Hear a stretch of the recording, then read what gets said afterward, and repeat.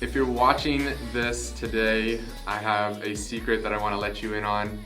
And that secret is that you and I have a lot in common. That you are actually quite a bit like me. Now, if you know me, you are thinking, Trevor, I do not eat Lay's potato chips by the bag, or I definitely do not put mini marshmallows in my ice cream.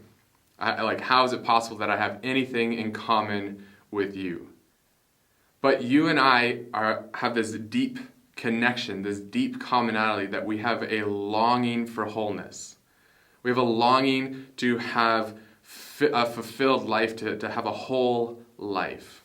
And whether we admit it or not, or whether we have the vocabulary or the language to express it, you and I would suggest all of humanity, have a longing to be whole. Now, before we get started today, we're going to actually start small before we get to the big picture. And when I say small, I mean very small, like subatomic small. You and I are created from particles.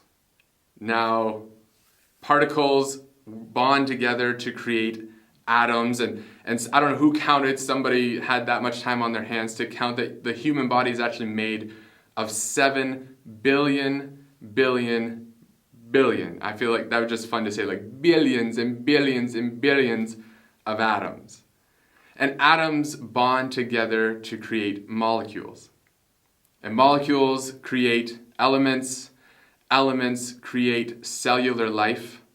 Cells to tissues, tissues to organs, organs to systems like the digestive system or the immune system, and systems create wholes.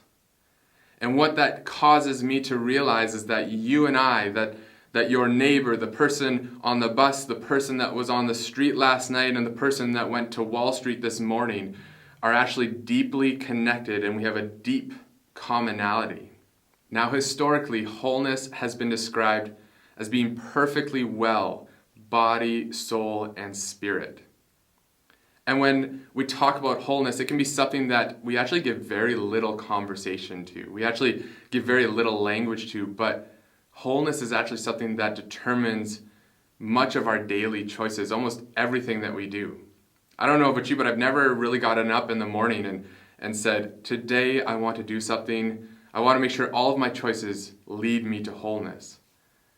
Yet I make choices to make sure that I am happier, that I'm more satisfied and fulfilled in life, that I have deeper relationships with people.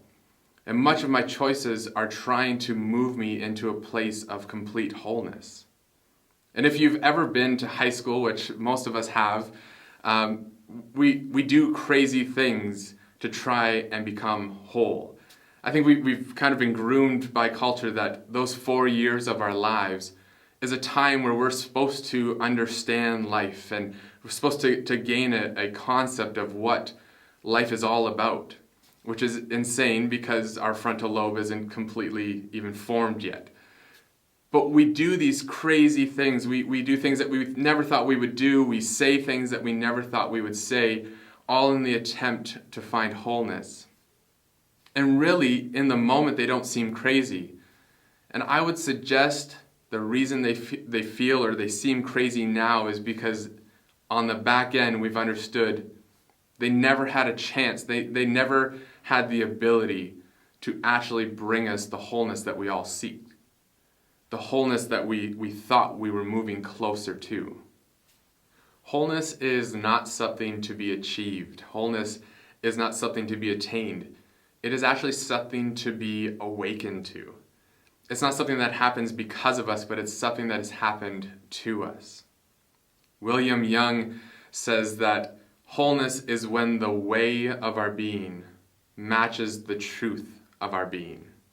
Come on, like somebody turn the lights off, let's go home, it's over.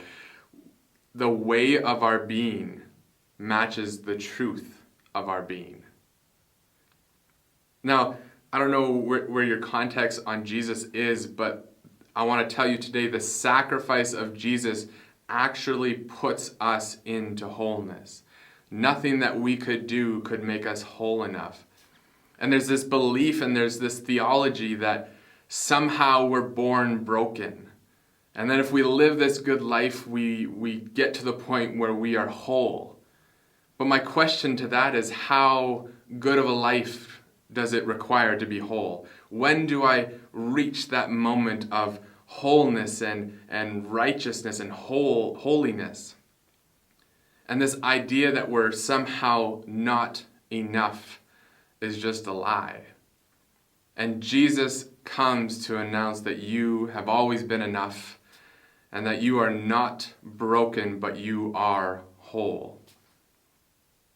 There's no way that Adam's choice in the garden could break us enough that Jesus' choice on the cross could not put us together. There's no way that his choice could tear us apart enough that Jesus' choice could not bring us back into wholeness. In order to believe that we are born broken requires us to believe that the actions and the choice of Adam are actually more powerful than the actions and the choice of Jesus. And how much more does the action of the second Adam, Scripture calls Jesus the second Adam, how much more does his action outweigh the choice and the action of the first Adam? See, the world is not looking for a story about self-improvement. The world's not looking for a story where if I live a good life, I'll have a good outcome. They're looking for a story where someone comes and says, you are enough. They're looking for a story that affirms humanity's goodness, that affirms each and every individual that they are enough, that they're accepted, and that they are whole. And we're all looking for something to fill that void.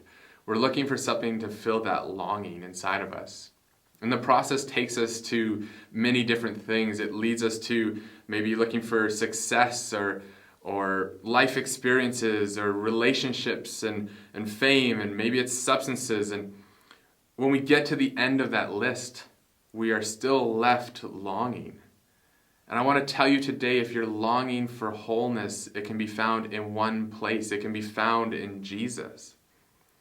Right? We look for longing out there, but what if we need to be looking to our heart for what's been missing?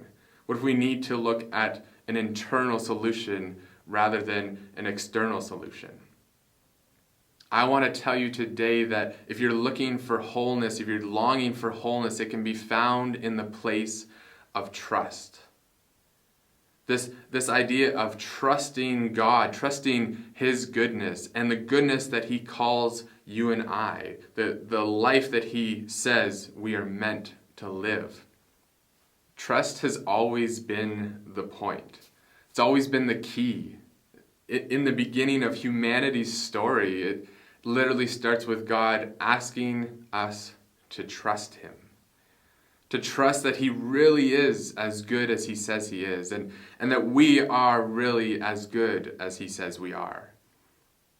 We all give Adam and Eve a kind of a bad rap, but let's be real, we've kind of been doing this for a long time. Because all they did in the beginning was simply refuse to trust God, to trust what he said to them, and to trust that he had their best intention in mind. And I think for us, as humanity walked away from wholeness at the first tree, and often we walk away from wholeness at the second tree, but the second tree, where Adam lost it at the first tree, Jesus at the second tree not only asks us into wholeness, but he puts wholeness into us. Now you might be thinking, if that is true, Trevor, if wholeness is something that has already happened to me, why do I feel like there is a void? Why do I feel like there are pieces of me scattered on the floor sometimes, that I feel broken? And I think first off, it would be a disservice to ignore the fact that some of us have gone through unimaginable things. Some of us have actually been hurt, and people have taken things from us when they were supposed to add to our life. And secondly, I think the reason sometimes that we feel that void is because we have refused to lean in to the one who brings wholeness. There's this moment when I sit down on a chair. There's a moment where I have to make a decision. Will I let go of my own strength, my own support, and trust something outside of myself?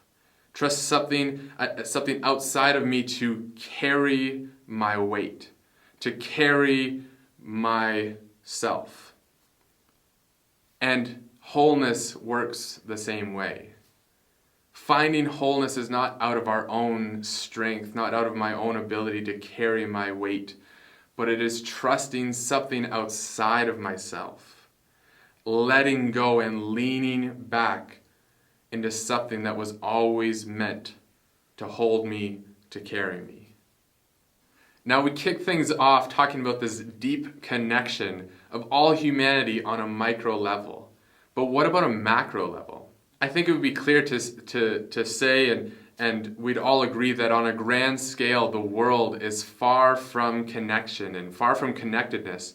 We're far from wholeness on a global scale. And we spend billions and trillions of dollars trying to connect all people, to bring the world as a whole into wholeness. But what if global wholeness was not an outside-in solution? What if it was an inside-out solution? What if the pathway to global wholeness was through personal wholeness?